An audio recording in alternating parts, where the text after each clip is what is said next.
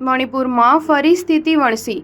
ઇમ્ફાલ સહિત 3 જિલ્લામાં કર્ફ્યુ લાદવામાં આવ્યો. મણિપુરમાં ફરી વધી રહેલી હિંસાને ધ્યાનમાં રાખી રાજધાની ઇમ્ફાલ સહિત 3 જિલ્લામાં કર્ફ્યુ લાદવામાં આવ્યો છે. ગત રાત્રે મહિલાઓએ ડ્રોન હુમલાના વિરોધમાં મશાલ રેલી કાઢી હતી.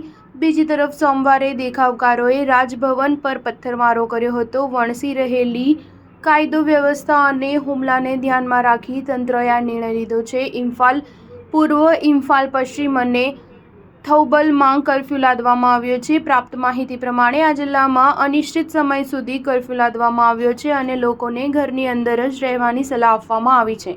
ઇમ્ફાલ પૂર્વ અને ઇમ્ફાલ પશ્ચિમી જિલ્લામાં BNSSની કલમ 162 લાગુ કરી દેવામાં આવી છે. ડીએમના આદેશમાં કહેવામાં આવ્યું છે કે જિલ્લામાં વણસી રહેલ કાયદા વ્યવસ્થાને ધ્યાનમાં રાખી 10 સપ્ટેમ્બરના રોજ સવારે 11 વાગ્યાથી કર્ફ્યુ લાદવામાં આવી રહ્યો છે. આગામી આદેશ સુધી આ કર્ફ્યુ લાગુ રહેશે.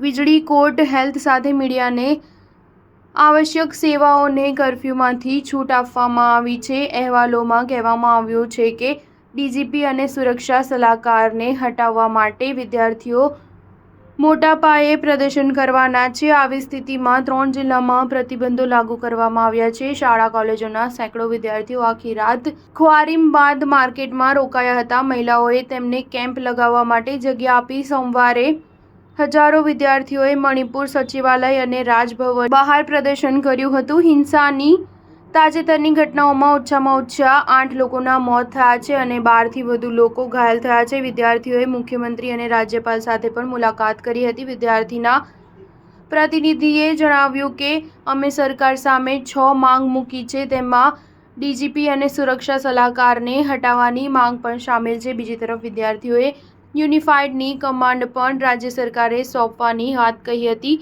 હાલમાં તેની જવાબદારી CRPFના DG કુલદીપસિંહ પાસે છે. સ્ટાર ન્યૂઝ 7 હંમેશા સચ્ચાઈની સાથે.